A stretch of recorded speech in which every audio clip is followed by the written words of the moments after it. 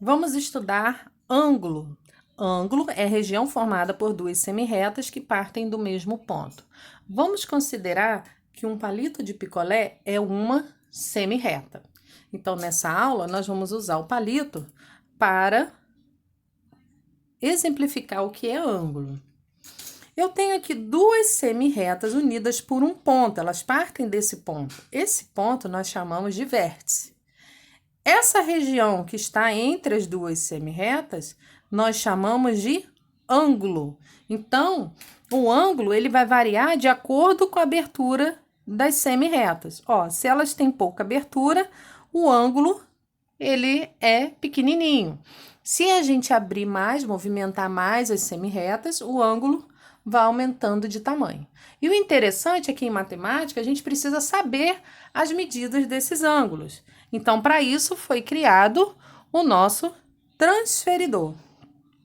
O nosso transferidor é essa régua redondinha que ela, ao invés de ter centímetros, ela tem graus. Então, ó, cada númerozinho desse corresponde a um determinado grau.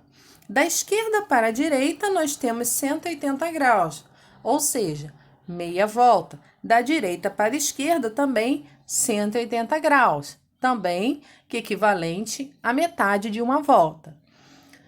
Como que a gente faz para medir o ângulo?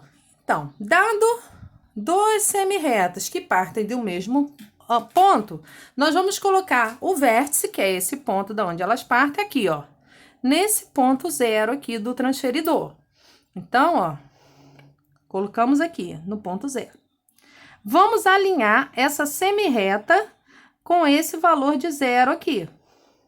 Então, ó, tá alinhado.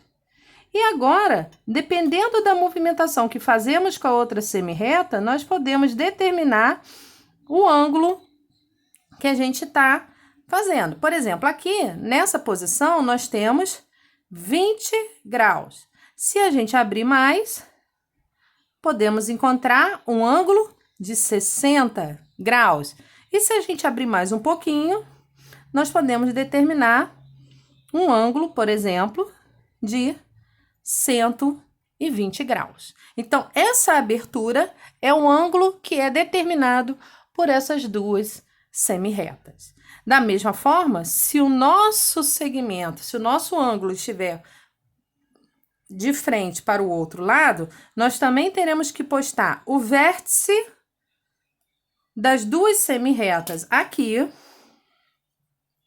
alinhar a semirreta com esse zero aqui, e daí a outra semirreta, ela vai se movimentando até encontrar o ângulo ideal que a gente precisa.